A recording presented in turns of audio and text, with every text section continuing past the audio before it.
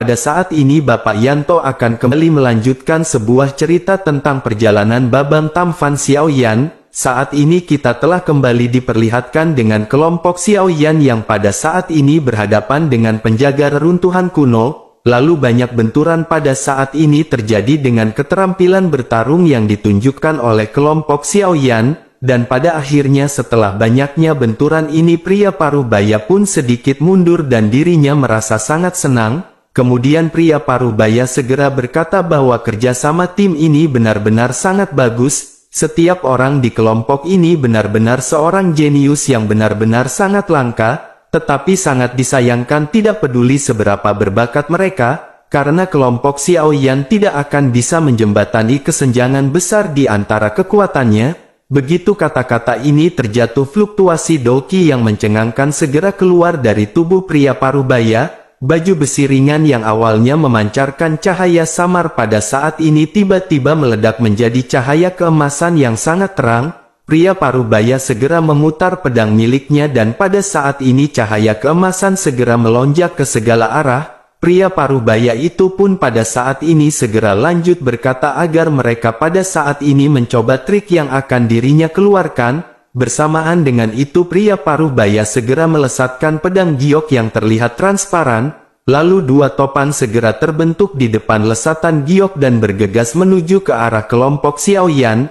Melihat hal ini kelompok Xiaoyan seketika menjadi semakin tegang, lalu dalam sekejap Doqi semua orang segera terfokus kepada Long Yi dan Xiaoyan segera memerintahkan semuanya untuk mengatur formasi. Sementara itu Long Yi segera berubah menjadi tubuh aslinya setelah mendapatkan Doqi dari semua orang.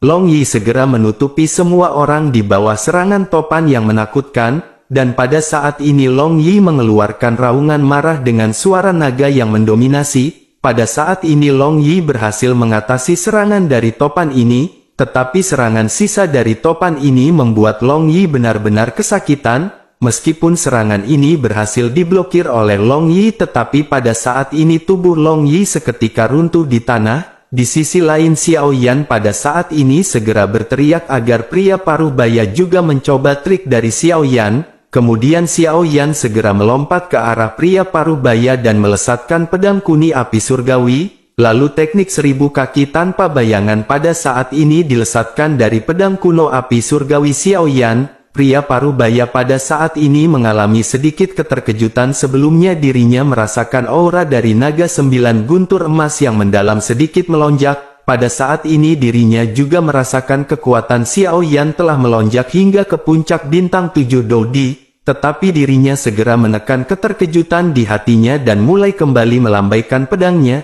Dirinya menatap ke arah bayangan pedang yang sangat banyak yang dilesakkan oleh Xiaoyan. Dirinya pun segera berkata bahwa dirinya pada saat ini ingin mengetahui, apakah teknik dari Xiaoyan ini layak disebut dengan 1000 kaki tanpa bayangan.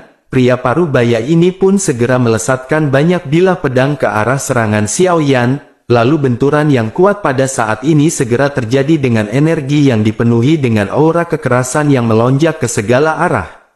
Setelah benturan ini pria Parubaya pun bergumam bahwa serangan dari pedang ini benar-benar seberat gunung. Di sisi lain ledakan di antara kedua serangan ini kembali melonjak dengan kekuatan yang semakin kuat yang menyebar ke segala arah. Baik Xiaoyan dan pria Parubaya pada saat ini mundur lebih dari 10 langkah pada saat yang bersamaan. Keduanya pun segera menstabilkan sosok masing-masing dan saling memandang karena serangan ini berakhir imbang.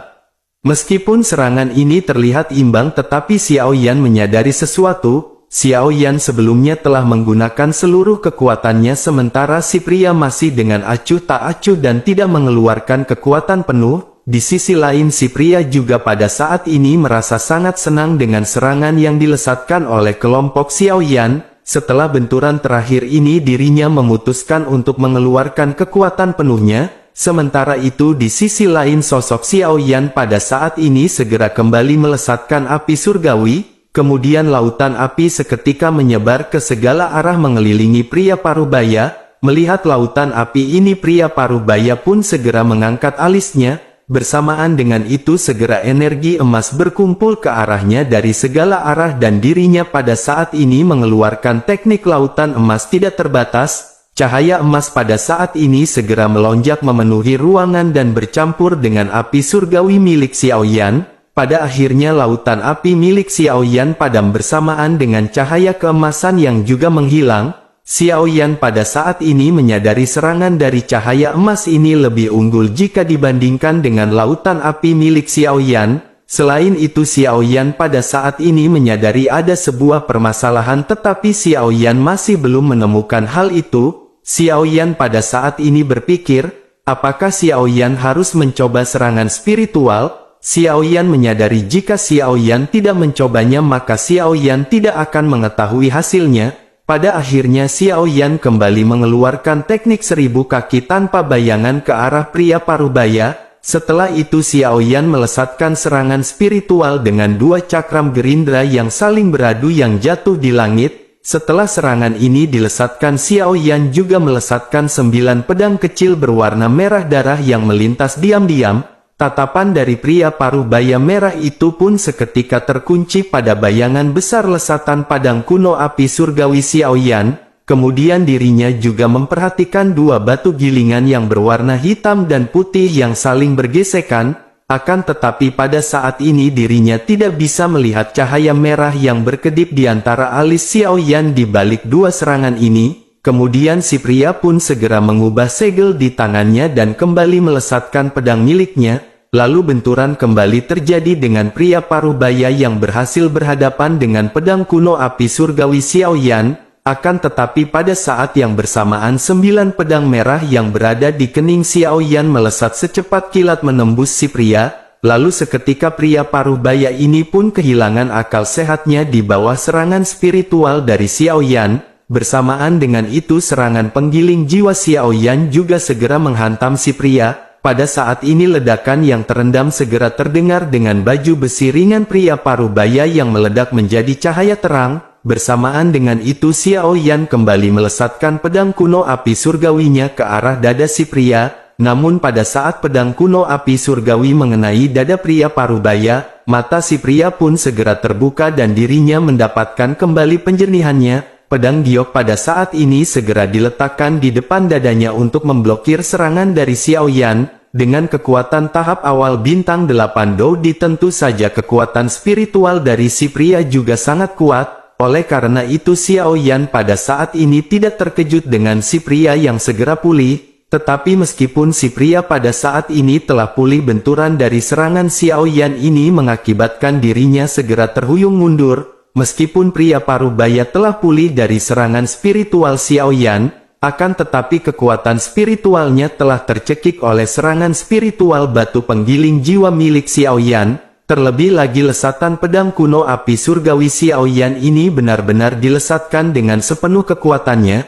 Akibatnya setelah benturan ini si pria pun memuntahkan seteguk darah. Pria parubaya ini pun sedikit terkejut dan pada saat ini cahaya keemasan segera beriak mengisolasi kekuatan spiritualnya.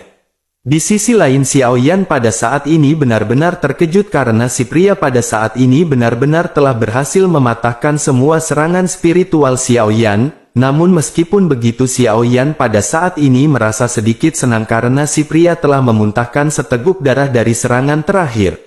Lalu di sisi lain si pria pada saat ini menatap tajam ke arah Xiaoyan, tetapi di dalam hatinya dirinya benar-benar sangat senang dengan apa yang ditampilkan oleh kelompok Xiaoyan. Perasaan di bawah pertempuran hidup dan mati yang sudah beribu-ribu tahun lamanya tidak dirasakan pada saat ini kembali muncul di hatinya. Si pria pada saat ini benar-benar sangat senang dan benar-benar berniat untuk bertempur. Sementara itu di sisi lain melihat cahaya keemasan di pusaran emas yang seperti gelombang air, Ziying tiba-tiba berpikir bahwa cahaya keemasan ini memang bukanlah air tetapi zatnya seperti air.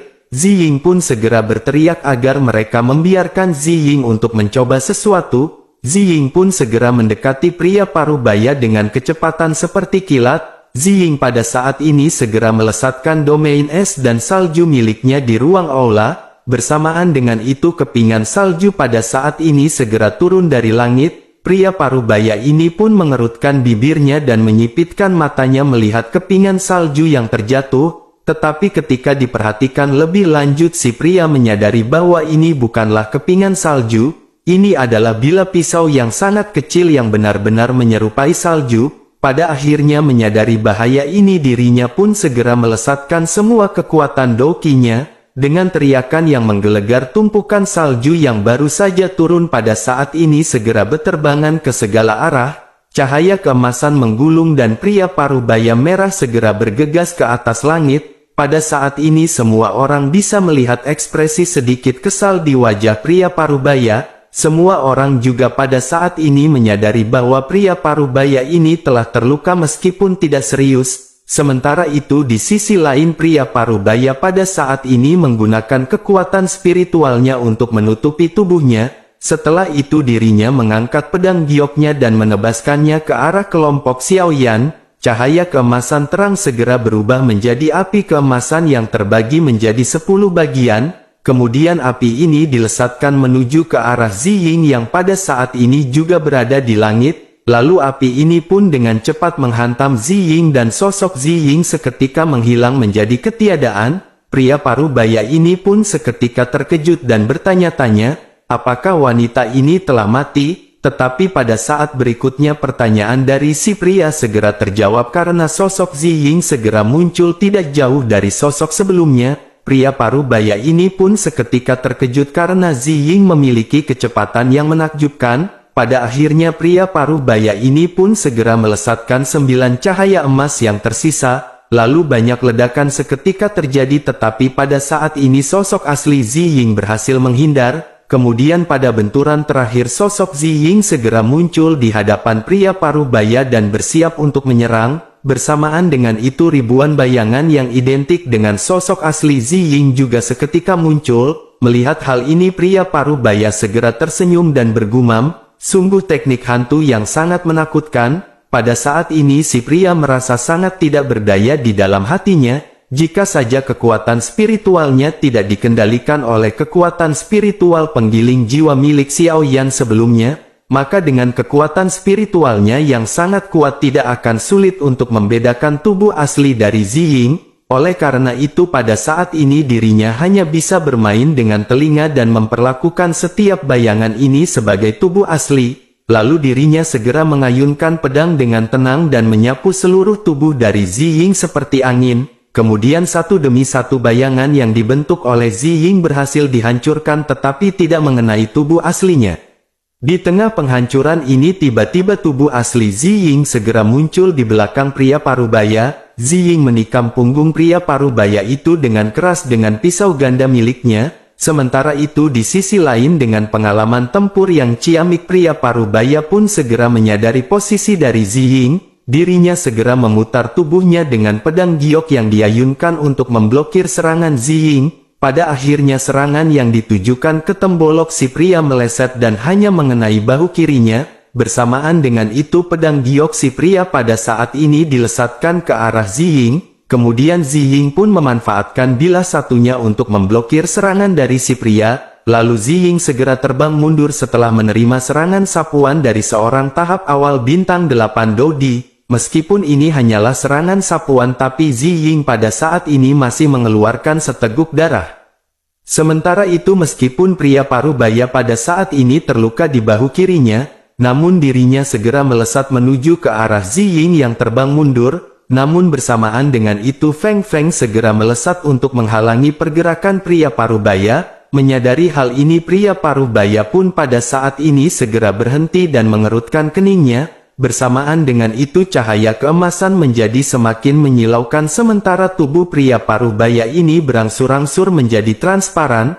Melihat pemandangan ini Xiaoyan langsung merasa bahwa ada sesuatu yang tidak beres, tetapi Xiaoyan masih belum mengetahui apakah yang salah. Namun Xiaoyan tidak berpikir panjang dan segera menembakkan beberapa pedang kecil berwarna darah. Tetapi pada saat yang bersamaan tubuh dari si pria ini benar-benar telah menghilang. Kelompok Xiaoyan pada saat ini melihat sekeliling untuk mencari keberadaan dari pria parubaya ini. Namun tidak lama setelah itu sosok pria parubaya ini pun segera muncul di samping Feng Feng. Lalu pedang giok berlapis emas pada saat ini segera dilesatkan ke arah Feng Feng. Sementara itu Feng Feng menyadari bahwa pada saat ini sudah tidak mungkin baginya untuk menghindar. Oleh karena itu dirinya segera melesatkan pedangnya untuk memblokir serangan dari pria Parubaya. Kemudian benturan pun segera terjadi dengan Feng Feng yang pada saat ini segera terbang beberapa ratus meter. Meskipun pada saat ini Feng Feng telah terpukul tetapi Feng Feng masih tidak terluka parah. Dan dari serangan ini kelompok Xiao Yan menyadari sepertinya kekuatan dari pria Parubaya ini benar-benar telah berkurang. Sementara itu di sisi lain pada saat ini Nan Erming segera melonjak ke langit dan berkata bahwa pria Parubaya bisa mencoba trik miliknya. Ini adalah keterampilan bertarung tingkat semu 10.000 racun. Bersama dengan itu kabut hijau segera mengepul mengelilingi pria Parubaya. Mendengar apa yang dikatakan oleh Nan Erming, pria Parubaya pada saat ini sedikit khawatir. Dirinya menyadari apa yang disebut dengan keterampilan bertarung peringkat semu. Oleh karena itu pada saat ini dirinya tidak berani mengabaikan serangan beracun dari Nan Erming. Terlebih lagi si pria mengetahui bahwa teknik serangan 10.000 racun ini benar-benar sangat langka, sehingga dirinya pun segera mengayunkan bilah pedangnya untuk mengusir kabut beracun. Lalu kabut beracun dari Nan Erming pun berhasil diterbangkan ke segala arah dan menghilang. Kemudian pria Parubaya ini pun seketika terkejut dan bertanya-tanya, apakah ini benar-benar keterampilan bertarung tingkat semu? Jika keterampilan bertarung ini memang keterampilan bertarung tingkat semu, tetapi mengapa begitu mudah untuk dihadapi? Di tengah-tengah pemikiran pria Parubaya ini seketika dirinya terkejut menyadari sesuatu. Sosok Nan Erming pada saat ini segera muncul di hadapan pria Parubaya.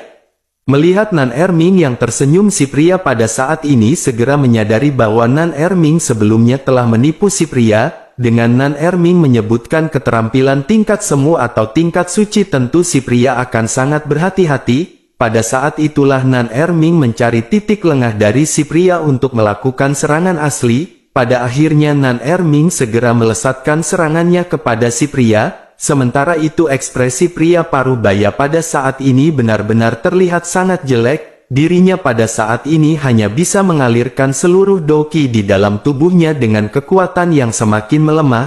Melihat adegan ini di sisi lain Xiao Yan menyadari bahwa ini adalah kesempatan yang baik untuk mereka melakukan serangan gabungan. Dengan pemikiran ini kekuatan spiritual Xiao Yan pun segera kembali dicurahkan. Lalu batu gilingan jiwa hitam dan putih pada saat ini berputar dengan cepat dan terjatuh dari langit. Kemudian pedang kecil berwarna darah juga pada saat ini segera dilesatkan ke arah si pria.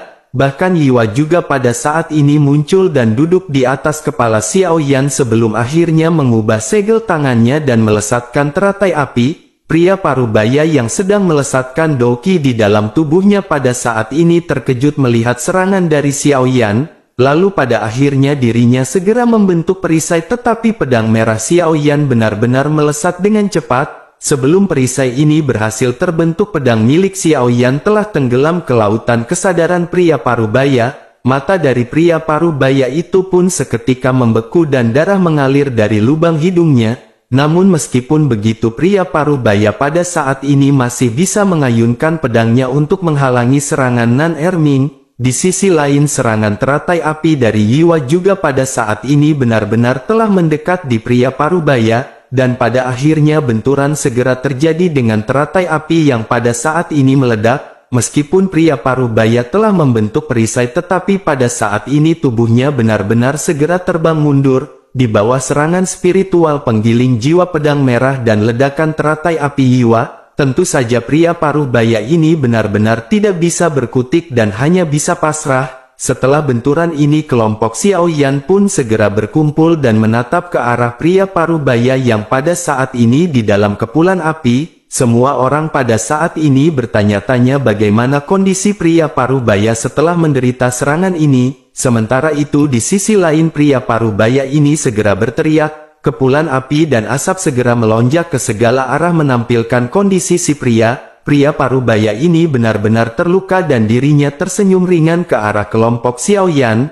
Lalu tanpa banyak basa-basi pada saat ini si pria segera mengubah segel di tangannya dan mengeluarkan teknik pamungkasnya. Bersamaan dengan itu cahaya keemasan kembali melonjak dari segala arah. Lalu cahaya-cahaya ini seketika berubah menjadi sosok yang banyak yang bergantung di atas langit. kemudian sosok ini dipenuhi cahaya keemasan dan sosoknya benar-benar sama dengan si pria. Lalu kelompok Xiaoyan pada saat ini melihat sekeliling dan menyadari tampaknya ada lebih dari 1000 sosok yang baru saja muncul. Menyadari hal ini kelompok Xiaoyan benar-benar merasa tegang di dalam hatinya, sementara itu pria parubaya pada saat ini mengubah segel di tangannya dan dirinya segera berteriak dengan keras, bersamaan dengan itu sosok yang pada menggantung di langit segera melesat ke arah kelompok Xiaoyan. Lalu cahaya di tubuh mereka pada saat ini menjadi semakin menyilaukan hingga kelompok Xiaoyan benar-benar kesilauan dan tidak bisa melihat. Xiaoyan pada saat ini menyadari tampaknya ini adalah teknik penghancuran diri tetapi itu berasal dari bayangan si pria, dan pada akhirnya Xiaoyan berteriak kepada semua orang untuk mengalirkan Douqi kepada Xiaoyan. Setelah itu Xiaoyan segera menekan kekuatannya dan melesatkan 999 kaki tanpa bayangan. Teknik 1000 kaki tanpa bayangan ini tidak digunakan oleh Xiaoyan untuk menyerang tetapi digunakan untuk membentuk perisai. Perisai api surgawi yang tebal segera dibuat oleh Xiaoyan, lalu banyak benturan segera terjadi dengan sosok emas yang pada saat ini menghancurkan diri masing-masing di perisai milik Xiaoyan. Kemudian benturan ini berlangsung cukup lama hingga pada akhirnya perisai benar-benar hancur, bahkan tubuh Xiaoyan juga pada saat ini benar-benar telah kehabisan Douqi dan Xiaoyan pada saat ini segera terbang mundur. Wajah Xiaoyan benar-benar pucat ketika Xiaoyan menatap ke arah kepulan asap yang berada di langit. Semua orang pada saat ini segera menghampiri Xiaoyan dan bertanya bagaimana kondisi dari Xiaoyan. Meskipun begitu Xiaoyan pada saat ini tidak menjawab dan Xiaoyan segera meminum ramuan untuk memulihkan Douqi. Lalu Xiaoyan menatap tajam ke arah kepulan asap begitu juga dengan semua orang. Pada akhirnya kepulan asap ini pun berangsur-angsur menghilang menampilkan sosok pria parubaya. Pada saat ini Xiaoyan bisa merasakan kekuatan pria parubaya benar-benar telah menghilang. Xiaoyan menyadari tampaknya ini adalah konsekuensi dari serangan si pria. Penghancuran diri ini tidak dibayar oleh nyawa melainkan basis kultivasi pria parubaya. Pada saat ini lega tetapi juga Xiaoyan merasa sedih. Di sisi lain si pria parubaya pada saat ini benar-benar kelelahan dan tersenyum ke arah kelompok Xiaoyan. Pada akhirnya dirinya berkata bahwa kelompok Xiaoyan pada saat ini benar-benar layak untuk memasuki gerbang. Mendengar hal ini kelompok Xiaoyan benar-benar sangat gembira tetapi mereka juga benar-benar merasa kasihan kepada pria parubaya. Pada akhirnya Xiaoyan pun segera berseru bagaimana dengan pria parubaya. Mendengar pertanyaan dari Xiaoyan ini pria parubaya itu pun tampak sedikit kebingungan. Seolah-olah dirinya mengenang tahun-tahun yang tidak terhitung jumlahnya ketika dirinya berjaga di sini. Setelah beberapa saat dirinya pun segera mendapatkan kembali pikirannya dan berkata dengan senyum ringan, dirinya berkata bahwa misinya pada saat ini telah selesai dan saatnya untuk mengikuti Kaisar Xiaoyao. Kata-kata ini terdengar sangat damai tetapi itu membuat Xiaoyan merasa sangat sedih. Xiaoyan menyadari bahwa pria parubaya ini benar-benar telah berdiam lama di sini. Dirinya benar-benar memegang teguh apa yang telah diamanatkan kepadanya. Lalu Xiaoyan hendak membuka mulutnya untuk berbicara tetapi Xiaoyan bingung harus berkata apa, sehingga Xiaoyan hanya bisa menatap pria parubaya diam-diam dan memperhatikannya dengan penuh hormat. Pria ini benar-benar telah mengabdikan dirinya pada tugas dan berpegang teguh pada keyakinan di dalam hatinya. Di sisi lain pria parubaya ini pun hanya bisa terdiam sebelum akhirnya tersenyum. Dirinya melambaikan tangan ke arah kelompok Xiaoyan sebelum akhirnya berjalan perlahan keluar alun-alun. Lalu kelompok Xiaoyan hanya bisa menyaksikan sosok bongkok pria parubaya memudar dalam cahaya bayangan. Semua orang merasakan perasaan sentimental yang tidak terkatakan di hati mereka. Lalu dengan kepergian pria parubaya ini alun-alun besar pun tiba-tiba menjadi semakin gelap. Dan pada saat ini hanya ada gerbang istana di kejauhan yang terukir dengan kata-kata rumah harta karun Xiaoyao. Tentu saja kelompok Xiaoyan pada akhirnya menekan perasaan sentimental di hati masing-masing. Lalu mereka pun segera berjalan ke pintu masuk aula yang tampak tidak nyata. Semua orang pada saat ini segera melihat-lihat dan menyadari bahwa istana yang sebelumnya terlihat kecil sebenarnya memiliki ruang yang luas. Ruangan ini terbuat dari batu giok putih dengan kilau yang sangat hangat. Pada saat ini kelompok Xiaoyan melihat banyaknya ukiran di dinding dan melihat sesosok wujud seorang pemuda. Pemuda ini menggunakan mahkota kekaisaran di kepalanya dengan tangan yang berada di punggungnya. Sosok pemuda ini menetap ke arah langit dengan bangga dengan aura seorang kaisar memandang dunia di bawah. Semua orang seketika menyadari bahwa sosok pria ini pastilah Kaisar Xiao Yao. Lalu Xiaoyan menatap pemuda yang terukir di naga dan berseru bahwa ini adalah sang kaisar. Sosok ini benar-benar memiliki wajah yang sangat tampan. Bersamaan dengan gumaman Xiaoyan ini, sebuah suara yang jelas tiba-tiba terdengar. Ketika suara tersebut berkata sosok ini memiliki visi, semua orang seketika melihat sekeliling dengan gugup, tetapi mereka tidak dapat menemukan sumber suaranya. Setelah menunggu beberapa saat tidak ada gerakan lebih lanjut, semua orang benar-benar tidak dapat menahan perasaan sedikit gugup. Lalu di tengah-tengah keterkejutan semua orang pada saat ini, beberapa baris ukiran cakram giok yang menguraikan Kaisar Xiao Yao benar-benar bergerak. Sosok Xiao Yao yang berada di dinding sebelumnya pada saat ini benar-benar melompat dan mendarat di hadapan semua orang. Kemudian kabut biru tiba-tiba muncul di antara garis-garis ini mengembun menjadi tubuh sosok berbaju biru. Pada saat ini semua orang bisa merasakan aura yang terpancar yang sangat menakutkan meskipun terasa sedikit ilusi. Semua orang benar-benar tercengang melihat apa yang baru saja terjadi di hadapan mereka. Bahkan butuh waktu lama untuk mereka kembali tersadar dan buru-buru menangkupkan tinjunya ke arah pria tampan tersebut. Kelompok Xiaoyan pada saat ini segera memberi salam kepada Kaisar Xiao Yao. Sementara itu sosok Kaisar Xiao Yao pada saat ini mengabaikan kegembiraan atau kegelisahan semua orang. Kaisar Xiao Yao melihat sekeliling, menghentikan pandangannya ke tempat tertentu dari waktu ke waktu. Pada saat ini seolah-olah dirinya sedang terjebak dalam nostalgia di masa lalu. Akhirnya setelah sekian lama Kaisar Xiao Yao pun menghela nafas perlahan. Dirinya pun lanjut berkata bahwa waktu benar-benar telah berlalu. Sekarang siapakah yang tahu bagaimana Xiao Yao ini begitu hebat di masa lalu? Siapakah yang bisa mengingat penampilan dari Xiao Yao yang tidak tertandingi? Pada saat ini desahan ini sangat dipenuhi dengan perasaan kehilangan ketika Kaisar Xiao Yao menggelengkan kepalanya. Tentu saja menggelengkan kepalanya karena melihat Xiaoyan yang sangat banyak punya hutang di warung Budayanti sang legendaris.